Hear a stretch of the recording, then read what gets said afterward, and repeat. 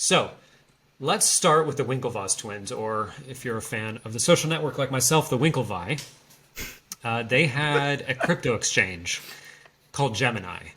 And one of the things that Gemini was doing was if you were an investor or you were just kind of using the exchange, you were depositing your money or your crypto on Gemini, you could take advantage of a product that they were calling Gemini Earn. Basically, what Gemini Earn was doing was the Winklevoss twins were taking advantage of an arbitrage situation through another crypto company.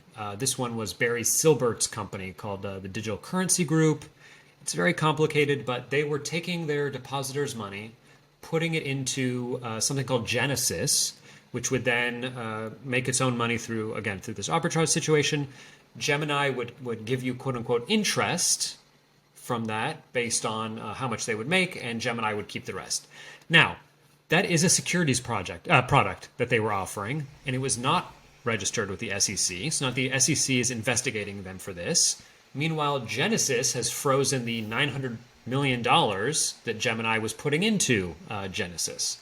So the Winklevoss twins are getting flack from both sides here. It's a big mess. It's once again been kind of kicked off by the FTX collapse. Yep. Crypto is in the middle of a really, really messy Oh, situation. yeah.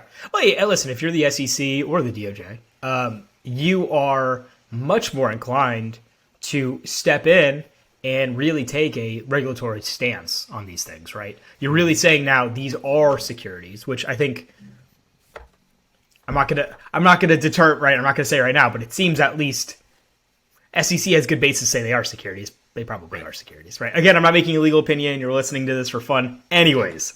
To deposit money with somebody and then to earn interest, yes, sounds like a security to me. Well, think about it like a stock, right? I mean, it's stock is the perfect example of a security. So it's certainly what it looks like. And securities have to be registered when you're selling securities. But especially now when there has been so much fraud in this market, we're talking about the FTX issue. Celsius was the implosion of Celsius is a good example. Terracoin is an even horrifying, more on point example of what I'm talking about. And this is just what you're going to see. You see the SEC finally taking a hard stance like they do with traditional finance, with traditional banking, with that industry, with securities, right, with stocks. It's good to see. I mean, granted, here I'm not entirely familiar with the situation or what the Winklevosses are offering, but it is good to see that the SEC is like, all right, pump the brakes. We're actually going to do something here. We're going to get really involved in crypto in order to really make sure that the market is clean. But this all feels too little too late. I mean, this is $900 million of some 300 and whatever investors that's already frozen. Why are they stepping in now? Shouldn't they have stepped in a year ago, 2 years ago? Why are we hearing about this stuff now?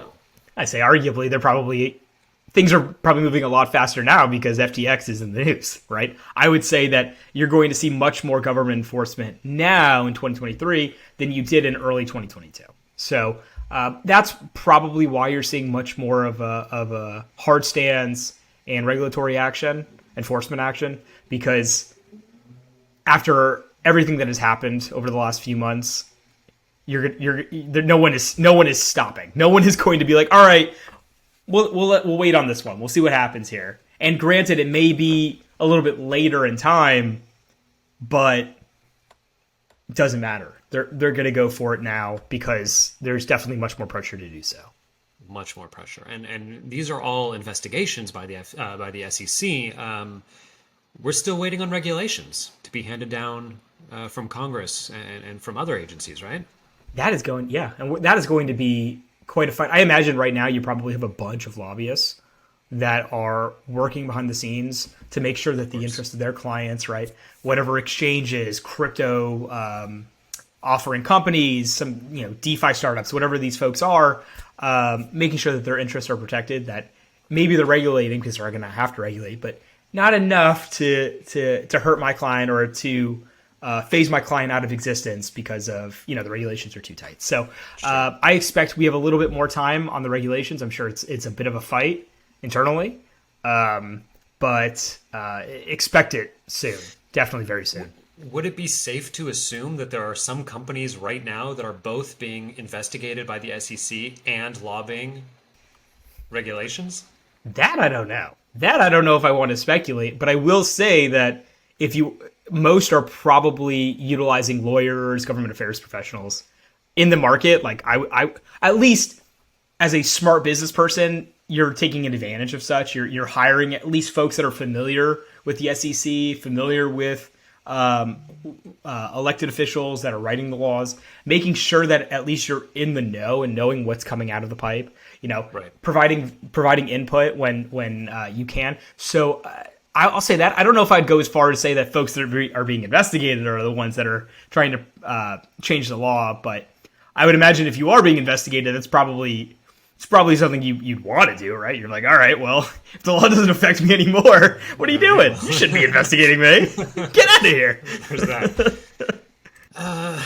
This will continue to be a story that I'm sure we will be talking about for quite a while. Not specifically maybe Gemini and Genesis, but the crypto collapse, the crypto winter, all that for weeks and months to come. Hey, I hope you enjoyed this episode. If you did, like and subscribe wherever you get your podcasts. Check us out also on LinkedIn and Twitter to keep up to speed with what we're doing. Catch you on the next one.